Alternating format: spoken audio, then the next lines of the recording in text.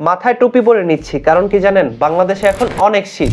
ঢাকার তাপমাত্রা 15 ডিগ্রির আশেপাশে থাকলেও কিন্তু দেশের অন্যান্য জায়গায় 10-এর নিচে। এই মুহূর্তে বাংলাদেশের মানুষদের যে জিনিসটা সবচেয়ে বেশি দরকার সেটা হচ্ছে শরীরটাকে গরম করা। আর শরীর গরম করার জন্য সব থেকে কার্যকরী উপায় হচ্ছে একটা উত্তেজনাপূর্ণ ক্রিকেট ম্যাচ দেখা। সেই উত্তেজনাপূর্ণ ক্রিকেট ম্যাচটাই কিন্তু আগামীকাল অনুষ্ঠিত হইতে যাইতেছে, যেইখানে রংপুর রাইডার্স মুখোমুখি হচ্ছে ফরচুন বরিশালের। এইবারের বিপিএল এ গত কিছুদিন আগে রংপুর রাইডার্স এবং ফরচুন বরিশালের মধ্যে একটা ম্যাচ হয়েছিল। সেই ম্যাচে বরিশালের লঞ্চ কিন্তু রংপুর রাইডার্স ডুবাই দিছিল। আগামীকালকের যে ফরচুন বরিশাল আর রংপুর রাইডার্সের ম্যাচটা হবে, এই ম্যাচেও কি রংপুর রাইডার্স পারবে বরিশালের লঞ্চ ডুবিয়ে দিতে?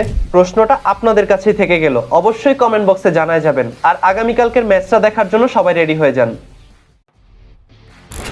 মাথায় টুপি পরে নিচ্ছি, কারণ কি জানেন, বাংলাদেশে এখন অনেক শীত।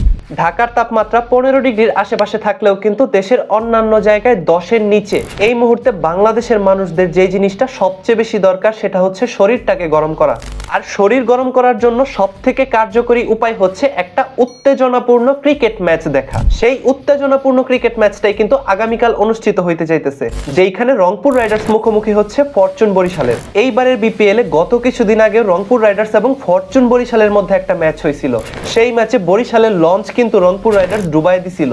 আগামীকালকের যে ফরচুন বরিশাল আর রংপুর রাইডার্সের ম্যাচটা হবে, এই ম্যাচেও কি রংপুর রাইডার্স পারবে বরিশালের লঞ্চ ডুবিয়ে দিতে? প্রশ্নটা আপনাদের কাছেই থেকে গেল, অবশ্যই কমেন্ট বক্সে জানায় যাবেন। আর আগামীকালকের ম্যাচটা দেখার জন্য সবাই রেডি হয়ে যান।